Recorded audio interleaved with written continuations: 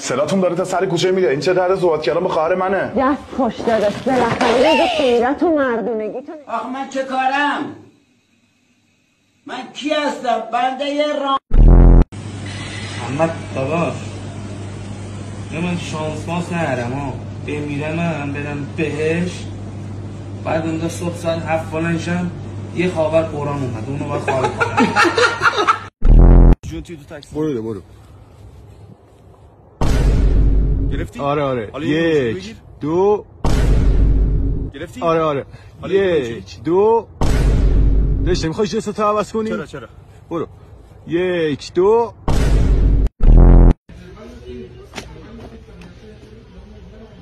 Gece sensiz yatamam, seni baştan atam. اگه زندگی بوداش زندگی شما چه بوی میده؟ کود حیونی. مزرعت میخوام جی.